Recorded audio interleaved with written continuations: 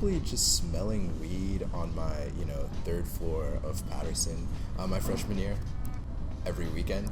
It was probably my first exposure, yeah. So like right from the get-go on campus, like I feel like there was a lot of like just alcohol everywhere. Like even during syllabus week, it was a dry campus, like we weren't supposed to be going out, and still like I knew people who were going to the boot every single night, and like there was just always someone who had like a fake ID or someone who had like just access to someone who could like get alcohol. Alcohol I've been exposed to since I was pretty young, and I didn't partake until I was maybe 14, 15. My parents were very of the opinion that they wanted me to feel comfortable around alcohol so that when I went off to college I didn't go super crazy, which did end up working out. My first night that I moved in, there was a party of some sort, like just in someone's house, and so we went and there was alcohol. Bartender at Boot gave me a Juul my first day, which is nice of him, I guess. Soon after, I think I saw how common drug use was here. Drug use meaning like more than just some pot, more than like, your casual nicotine habit. I learned that cocaine seems to be pretty casual here. I remember I was at like this party Halloween weekend, and there was like a pool in the backyard, and this girl asked me to like hold her fanny pack so she could go in the pool, and I was like, okay. And then later she was like, hey, like, where's my fanny pack? And I'm like, oh, it's like right here. And she was like, okay, don't lose it because it's full of cocaine. I had an interesting experience where I was asked to watch my friends while they tripped on LSD to make sure that they didn't do anything stupid. That was interesting. Definitely did not make me want to do LSD. My high school was very similar to Tulane, high academic rigor, and with that came also, high partying, if you will, in a different form, but in terms of the casualness of academic drugs or drugs to enhance your academic performance, the same casualness or dependency is there. I feel like you definitely see and like hear references to like Adderall a lot during like finals season. I personally I don't, and a lot of my friends like don't use Adderall, but I definitely know that there are people that like if I wanted to I could be like, hey, like can I have some? Which is like a little bit concerning because I feel like it's very normalized and it's just like using shortcuts, and like we are a very like high stress, high academic achieving school, so it kind of makes sense, but it's concerning. I did know someone at some point who was selling Adderall out of their dorm. Most of the people who came in and out were people who seemed very stressed and panicked, and I think there's a certain level of achievement that is expected in certain feeling classes, not everything, but like especially like STEM kids or architecture students feel this pressure to meet this certain level of performance that I don't think they feel like they can achieve without performance-enhancing drugs. I've noticed it here in my classes that I have with freshmen and in my classes that are with seniors and whatnot that are like my major specific, that like, hey, like, do you have Adderall? Do you know who has a prescription? Like, it's very casual. There is no like, let me keep this quiet, like, because the assumption is that we're all either on it or we know someone on it. Vaping was really, really big amongst like the American students in Scotland, but like not really. Like everyone else, all the Europeans just smoked cigarettes, so it wasn't as much of a thing. So I just thought like everyone was going to do it, and I was right.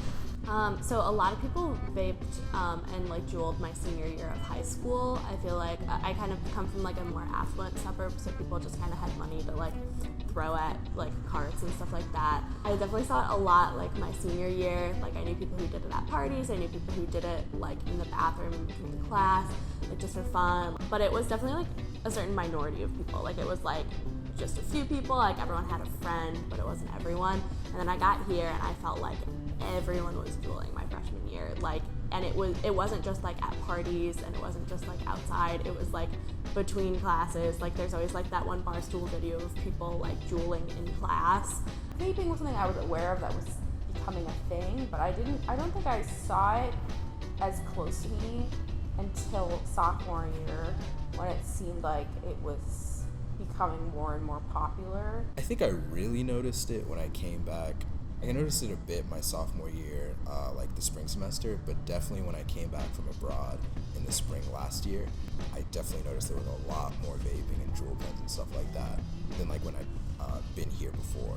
Again, it was very common in my high school. It was at Temple, but Temple's a little bit different because with 40,000 people, you can't necessarily pinpoint a culture the way you can here at Tulane. Tulane is more confined, and I see it all the time, everywhere, casually, in class, in the bathroom, outside. I think that this year it's been a little bit better because all that stuff came out about like people like literally dying. But I still see people do it all the time at parties, like walking to the boot, walking out of the boot, stuff like that. I think like just there's so much like stress and in people's lives when you combine that with students who have like a lot of means, I think it just becomes like a thing that happens everywhere.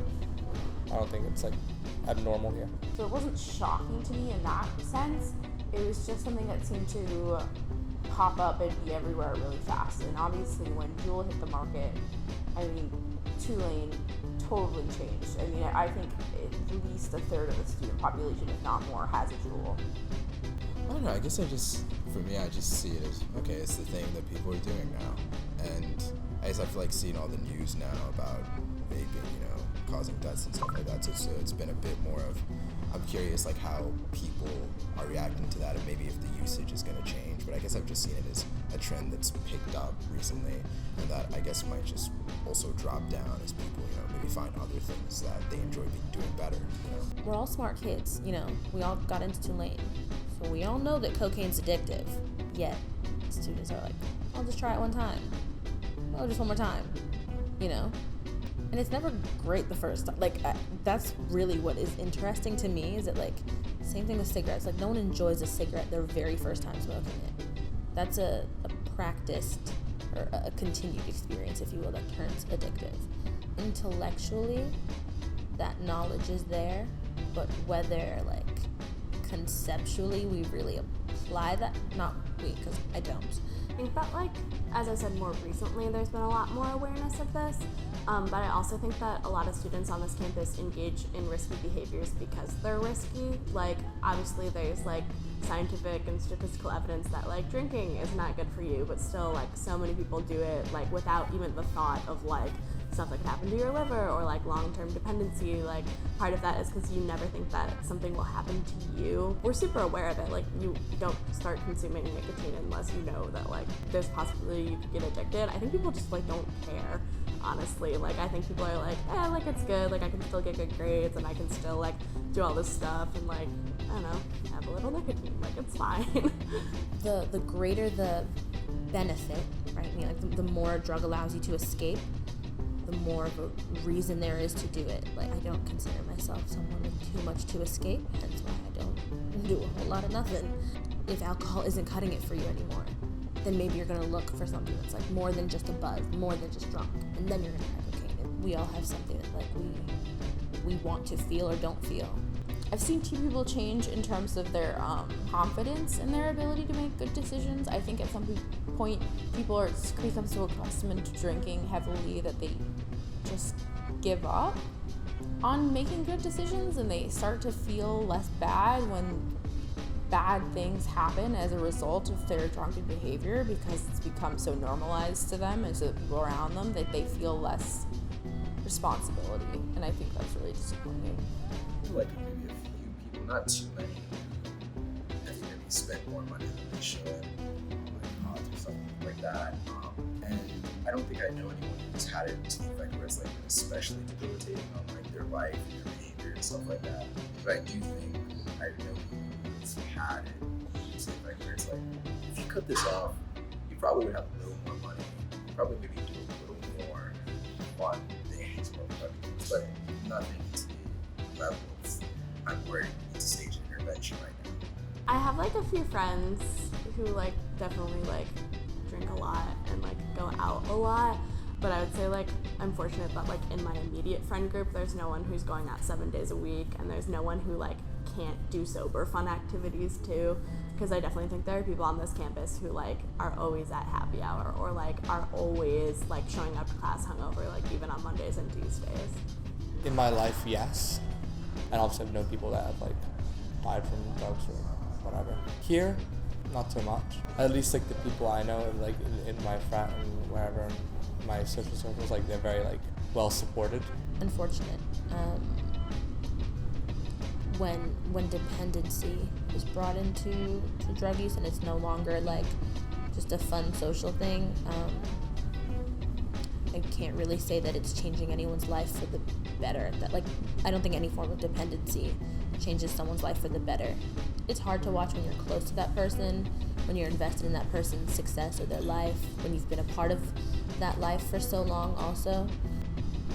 It's hard to see because at a certain point they're not the same person anymore. They're a person who's dependent upon something that's out of your control. I think that, like, in being preventative and, like, promoting safe drinking habits, the administration is doing better. Recently started working at the admissions office as well, and I think that there's kind of been like a shift of like ignoring the problem, not acknowledging the problem, to looking at it, seeing what it is, and like addressing it. I know that like during orientation this year there was a really comprehensive like prep work for orientation for the new students, as well as like actual programming during orientation to kind of just be like, okay, like we would be ignorant to assume that none of you are going to drink, so we're going to give you the resources to make sure that like you're doing it safely. I personally don't drink, so I don't pay attention to a lot of the stuff they release because I'm like, this doesn't matter. So when they had a thing we had to fill out before like coming here our freshman year, and I was like, okay, let me just like zip through this because I don't care. But I do remember freshman year they had like some like handouts or something like that had how much alcohol is in like a red solo cup or in a shot glass and stuff like that, which I think could be helpful if people look at them. So I know a lot of people had them on their fridges and stuff like that. Yes and no. I think like on paper, like the resources are there. I think like they make sense, but I think for like 99% of students, they're not going to be like as helpful as they could be. I mean this is all of America as well. Like the idea of like criminalizing certain activities, I think, is just harmful in general to actually like dealing with them effectively. I think there's been a bit of an administrative change in which we are trying to rebrand as not a party school. I hate to tell them this, but it's not working.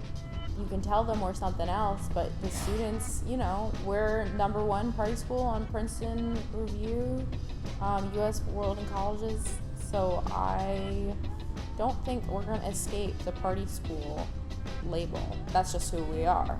If you want to tackle the concept of alcohol, I don't think you can be in denial about what we are and try to force change Tulane's persona, because Tulane has been a party school for decades. I think they do some work on that, but also I think part of Tulane's marketability, I guess, is you're in New Orleans, you can have a good time, let the good times roll and stuff like that. So I mean, there's also the incentive for them, I feel, to not be too, like puritanical about, oh, don't do this, don't drink, whatever. They're never going to be able to get rid of drinking because there's no open container laws. Like Louisiana was the last state to move it up to 21 again. Like everyone has fake IDs. Like it's just like the culture, and that's going to be like really hard to extinguish. I think in some ways I'm like the best and the worst person to answer this question. I've only been here for 5 weeks, so someone could say I'm entirely unqualified to answer this. But at the same time, if this university were making a grand effort, I feel like I would know about it. And I don't. I know when the tailgates are. I know what the rules are for the tailgates, I know what the rules are for Mardi Gras already, because that's been inferred.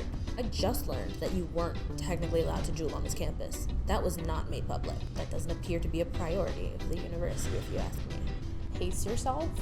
I think there's a pressure to conform to a certain scheduling lifestyle at Tulane. Be high performance and highly social and do a million clubs. I would say start out as slow as you can. You are not going to miss out on anything. Every party's the same. The same things happen every single time you go out. Save them for moments in which you're going to be the most happy, and be aware of what's going on. If you feel uncomfortable, don't feel like you have to stay because you want to be the cool kid. It's better to be there when you're at your most comfortable than to stay and hang out when you maybe feel sick or you just don't feel like this is the environment that you thrive in. There's no rush. It'll be there tomorrow. The same party will be there tomorrow.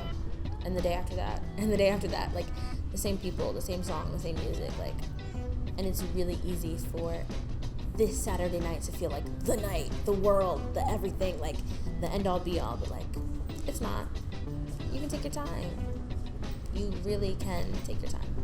Decide on what your own boundaries are and what you're comfortable with and what you're not. As long as you are aware, I think that's kind of like the dangerous part, is not being aware of what you're doing. Be smart. If you're gonna drink or if you're gonna be smoking, make sure you're doing it with people you're comfortable with, not people you just met at the booth or something like that. Yeah, just always make sure there's someone there that's, can watch over you, and if you get into some trouble, is there and can help you. Be safe, look out for your friends, and surround yourself with people who will look out for you too, because like if you choose to drink, like if you choose not to drink, like it's still something that happens on this campus, and like I think that the best way for us to like move forward is by looking out for each other. I've definitely had moments where I was like, wow, I'm like really glad that I had a friend with me like in that situation, and that we like chose to leave together. Community is like the most important part of like having a healthy and a safe and a productive Tulane experience.